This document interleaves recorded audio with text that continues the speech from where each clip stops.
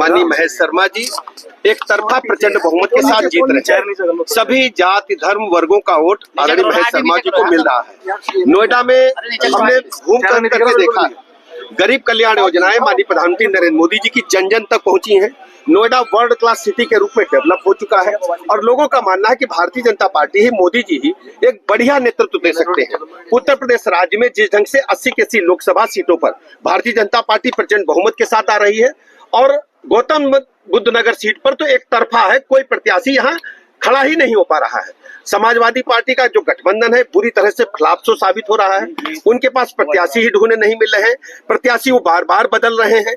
जो प्रत्याशी घोषित करते हैं वो लड़ने से मना कर रहे हैं और बड़ी संख्या में लोग माननीय मोदी जी की जो विकसित भारत का जो संकल्प है उससे जुड़ करके भारतीय जनता पार्टी की सदस्यता कर रहे हैं। जो विभिन्न राजनीतिक दलों में काम कर रहे हैं, विभिन्न सामाजिक संगठनों में काम कर रहे हैं, बड़ी संख्या में लगातार भारतीय जनता पार्टी से लोग जुड़ रहे हैं और भारतीय जनता पार्टी प्रचंड बहुमत के साथ नोएडा सहित प्रदेश की 80 लोकसभा सीटों पर गठबंधन के साथ जीत रही है। स्टालिन की तरफ से अभी एक नरेंद्र मोदी जी को लेकर बयान दिया गया है जिसमें आप जानते हैं कि इस प्रकार की बयानबाजी उलूल जुलूल लगातार विपक्ष कर रहा है। स्टालिन ने जिस ढंग से अपने माननीय मंत्री को कंट्रोल नहीं किया, सनातन धर्म के बारे में जो बोला गया वो प्रदेश की जनता, देश की जनता देख रही है। समय आने पर जब 4 जून होगा तो 4 जून को 400 पार धरातल पर उतरेगा विपक्ष की इन्हीं करतूतों की वजह से। पहले में कुछ राजपूत जो मतदाता है वो कोई दिक्कत नहीं है, सभी हमारा परिवार की तरह सब लोग एकजुट होकर के भारतीय जनता पार्टी को जिताने के लिए लगे हुए हैं।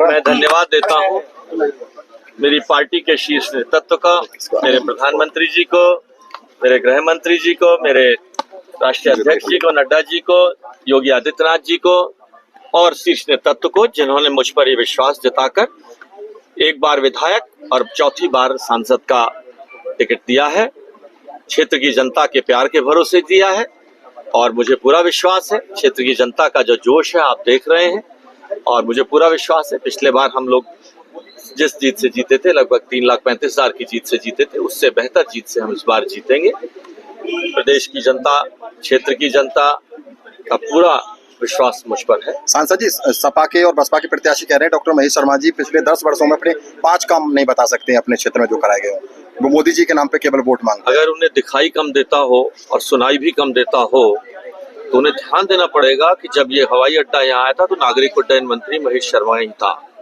जब ये 12,000 करोड़ की पावर प्लांट जब यहाँ आया था तो मंत्री मैं ही था। जब ये 300 करोड़ की लागत से दीनदयाल इंस्टीट्यूट यहाँ बना था तो मंत्री मैं ही था। जब ये मेट्रो के जाल की शुरुआत हुई थी, जिसकी शुरुआत प्रधानमंत्री जी ने की थी, तब भी मैं ही था। और जब ये बुड़ाकी का रेलवे स्टेशन, तुम्हारा ओखला बर्ड सेंचुरी, देश का पहला बोटेनिकल गार्डन बना था, तब भी मैं ही था। ठाकुरों की नाराजगी को कम कर पाएंगे लगातार? हमारी पार्टी जाति बिरादरी की राजनीति में विश्वास नहीं करती। उनके दिन लद चुके हैं। जो जाति धर्म की राजनीति करते थे आज वो हाशिए पर खड़े हैं।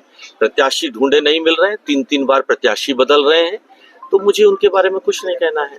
तो उनका भविष्य और उनका इतिहास उन्होंने अपनी खुद कलम से लिख लिया है। एक डूबता हुआ जहाज है विपक्ष, जब वो खिसियानी बिल्ली खंबा नौचे वाली स्थिति आ गई है तो मुझे। सोसाइटी के वोटरों को भाजपा का वोटर कहा जाता है, कोर वोटर, लेकिन सोसाइटियों में लगातार नो रजिस्ट्री नो वोट के बोर्ड लगे हुए हैं अभी भी। उन्हें कैसे सोसाइटी के लोगों की रजिस्ट्री किसने कराई थी?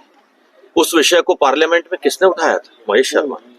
उस पार्लियामेंट में उठने के बाद जो समिति, अमिताभ कांत की समिति बनी थी, वो किसके प्रयास पर बनी थी? तो लोग भूलते नहीं है। वो उनके बीच में 41 साल से रह रहा हूँ। वो जो व्यक्ति फोन उठा रहा है वो टिकट का पर्चा ले गया है यहाँ से। जो व्यक्ति वहाँ का अध्यक्ष कहने के नाते ये जो पन्ने छपवाते फिर रहा है वो फॉर्म ले गया है। ठीक है।